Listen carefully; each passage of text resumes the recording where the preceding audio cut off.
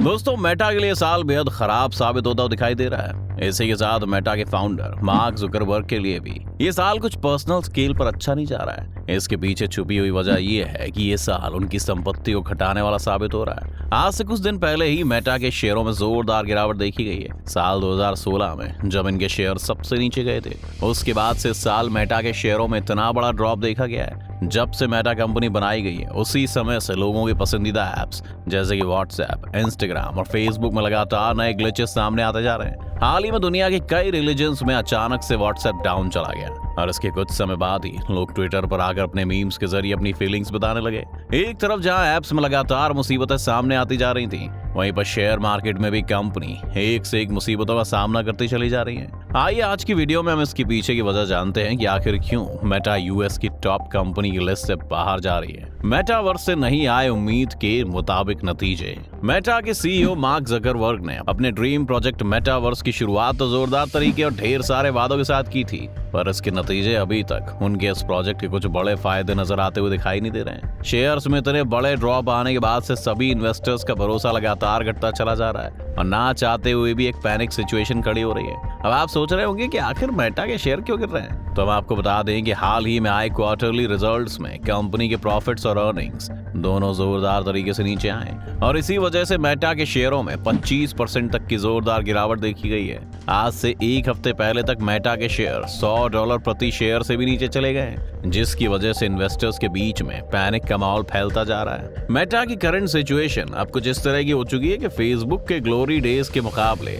अभी एक दिल टूटे आशिक की तरह हो चुकी है। इस साल कंपनी की वैल्यू में 70% गिरावट आ चुकी है। और करने वाली बात यह है कि साल 2021 के सितंबर में मेटा के स्टॉक की वैल्यू 74% नीचे आ चुकी है। कुल मिलाकर देखा जाए तो इसके मार्केट कैप में $730 अरब की गिरावट आ चुकी है। इसी वजह से मेटा अब अमेरिका की टॉप 20 अमेरिकी कंपनियों से बाहर हो चुकी है और पूरी दुनिया में इतनी बड़ी कंपनी होने की वजह से इसके लिए एक बहुत बड़ा झटका है। पिछले साल ये अमेरिका की टॉप 5 वैल्यूएबल कंपनीज में शामिल थी और इसका मार्केट कैप $1 ट्रिलियन से ज्यादा का था। अब भारतीय रुपयों में ये लगभग 83 लाख करोड़ रुपए की थी और अब प्रेजेंट सिनेरियो को देखें तो इस कंपनी की नेटवर्थ घटकर $270 अरब के नीचे आ चुकी है। इतनी बड़ी डिफरेंस को देखकर आप समझ ही चुके होंगे कि मेटा आज के समय में कितनी बड़ी समस्या फंस चुकी है। अब दूसरे अहम मुद्दे पर आए तो मेटा के सीईओ मार्क जुकरबर्ग की संपत्ति में भी भारी गिरावट आ चुकी है और इसी के साथ वो दुनिया के टॉप 20 अमीरों की लिस्ट से बाहर चले गए। इस समय मार्क जुकरबर्ग दुनिया के 23वें सबसे अमीर शख्स हैं, जो एक समय पर टॉप 3 में शामिल थे,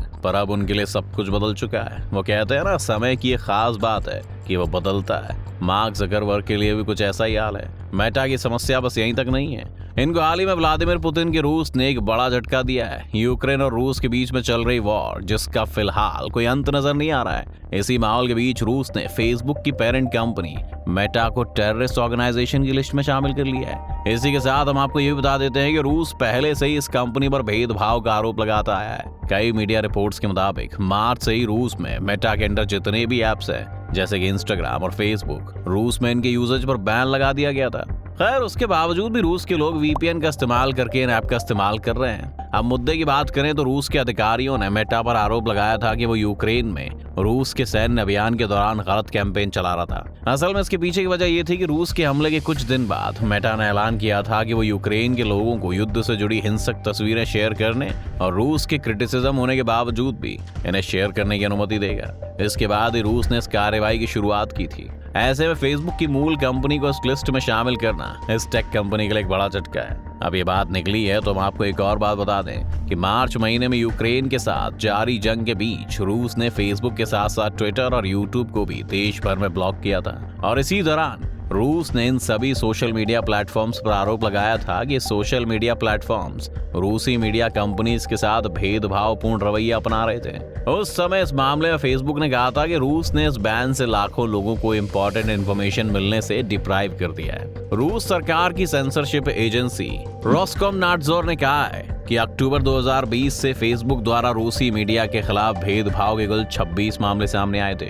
रूस की सरकार ने वहां की सरकार एजेंसी आरटी और आरआईए पर सरकार सपोर्टेड चैनलों के अकाउंट्स की पहुंच यानी कि रीच घटाने का आरोप लगाया था। पहले ही जब मार्केट में अपनी छवि नीचे गिरती जा रही हो तो कंपनीज यूजुअली ऐसी कंट्रोवर्सीज को अवॉइड करती हैं, पर मेटा के लिए ऐसा पॉसिबल नहीं हो पाया और कंपनी के शेयर गिरने के साथ साथ कंपनी के लोगों के बीच इमेज भी गिरती चली जा रही है। अभी तक आपको लग रहा होगा कि सिर्फ मेटा कंपनी के बुरे दिन चल रहे हैं, तो हम आपकी गलती अभी दूर कर देते हैं। मेटा कंपनी के एम्प्लॉइज भी एक बड़ी मुसीबत का सामना कर रहे हैं। 15% वर्कफोर्स कम होगी। बिजनेस स्टैंडर्ड की एक रिपोर्ट के मुताबिक मार्क जकरबर्ग के नेतृत्व वाली फेसबुक के करीब 12,000 कर्मचारियों पर ले ऑफ की तलवार लटक रही है। आसान भाषा में कहे तो इनको नौकरी से निकाले जाने की बात की जा रही है। यह आंकड़ा कंपनी की कुल वर्कफोर्स का करीब 15% है। मेटा सीईओ जकरबर्ग ने कुछ महीने पहले हायरिंग रोकने की बात कही थी और अब हजारों कर्मचारियों के निकालने के प्लानिंग को तैयार किया गया था। अब इसके पीछे की वजह बताएं तो वर्ल्ड वाइड लेवल पर मंदी यानी कि रिसेशन के बढ़ते जोखिम के बीच बीते कुछ समय से बड़ी बड़ी कंपनियों में ले ऑफ का दौर चालू है। इस केस में होता यह है कि कोई भी नई हायरिंग पर फुल स्टॉप लगा दिया जाता है और इसी के साथ किसी भी कर्मचारी को बाहर का रास्ता दिखा दिया जाता है। मेटा के इतना बड़ा कदम उठाने के पीछे एक और कारण भी जुड़ा है। आज के टाइम मेटा के अंदर जितने भी एप्स हैं वो समय के साथ आ रहे नए एप्स की डिमांड को कम कर रहे हैं। अब टिकटॉक को ही ले लीजिए, इन्होंने 1 मिनट का रील कॉन्सेप्ट लेकर आए। लोगों के बीच इसकी पॉपुलैरिटी इतनी बढ़ गई कि फेसबुक और इंस्टाग्राम को भी कॉन्सेप्ट प्रमोट करने पर मजबूर कर दिया। पर जब तक ये अपना फोकस लाते तब तक काफी देर हो चुकी थी और इसका नतीजा ये निकला कि इंस्टाग्राम जो कि एक पोस्ट के जरिए अपने व्यूज और एक्सपीरियंस शेयर करने वाला प्लेटफॉर्म था, वो सिर्फ और सिर्फ टिकटॉक की एक कॉपी बन के रह गया। चलिए इसी के साथ आपको इस समय पर यूएस की उन कंपनीज के बारे में बता देते हैं जो अभी उनकी मार्केट को डोमिनेट कर रही है। दुनिया भर में सबसे अधिक एप्पल कंपनी के मोबाइल यूज किए जाते हैं। एप्पल कंपनी अमेरिका की नहीं, दुनिया भर में मशहूर है। मार्केट कैप के हिसाब से अमेरिका की सबसे बड़ी कंपनी है। एप्पल कंपनी की स्थापना 1 अप्रैल 1976 को हुई थी। आंकड़ों की माने तो इस कंपनी में काम करने वाला हर तीसरा कर्मचारी भारतीय है, जबकि दुनिया भर में इसके आगे केवल सऊदी अरामको कंपनी है। आज एप्पल मोबाइल फोन मार्केट का बादशाह है। 28 जुलाई 2022 के आंकड़ों के मुताबिक एप्पल का मार्केट कैप $2.54 ट्रिलियन है। इस कंपनी को ये मुकाम दिलाने का क्रेडिट स्टीव जॉब्स को जाता है। जहां तक बात रही इस कंपनी में काम करने वाले लोगों की, तो इस कंपनी में करीब 1,54,000 कर्मचारी काम करते हैं। माइक्रोसॉफ्ट दुनिया की सबसे बड़ी सॉफ्टवेयर कंपनी है। माइक्रोसॉफ्ट अमेरिकी शेयर बाजार में सबसे ज्यादा बिजनेस करने वाली कंपनी है। 8 जुलाई 2022 को माइक्रोसॉफ्ट का अमेरिका शेयर बाजार में मार्केट कैप $2.01 ट्रिलियन था। इस कंपनी की शुरुआत एक होममेड विंडोज सॉफ्टवेयर से हुई थी, जो आज दुनिया भर में अपने सॉफ्टवेयर के लिए जानी जाती है। इस कंपनी में 1.81 लाख रेगुलर कर्मचारी हैं। इस कंपनी को बिल गेट्स ने 4 अप्रैल 1975 को फाउंड किया था। गूगल एक अमेरिकन कंपनी है। इसका हेडक्वार्टर अमेरिका के कैलिफोर्निया में है। गूगल की स्थापना लैरी पेज और सर्गे ब्रिन ने साल 1998 में की थी। प्रेजेंट सिनेरियो में गूगल में करीब 1,39,995 कर्मचारी हैं। इस कंपनी का मार्केट कैप $1.49 ट्रिलियन है। इंटरनेट पर आधारित कई सेवाएं उत्पाद विकसित करती है। पूरी दुनिया में इस कंपनी की डोमिनेशन है। Amazon एक अमेरिकी मल्टीनेशनल टेक्नोलॉजिकल कंपनी है जो विश्व की सभी ई-कॉमर्स कंपनियों में नंबर 1 पर है। ये मेन फॉर्म से एक ऑनलाइन स्टोर है जहां कोई भी व्यक्ति अपना माल बेच सकता है और कोई भी उस माल को खरीद सकता है। मौजूदा टाइम में Amazon का मार्केट कैप $1.53 ट्रिलियन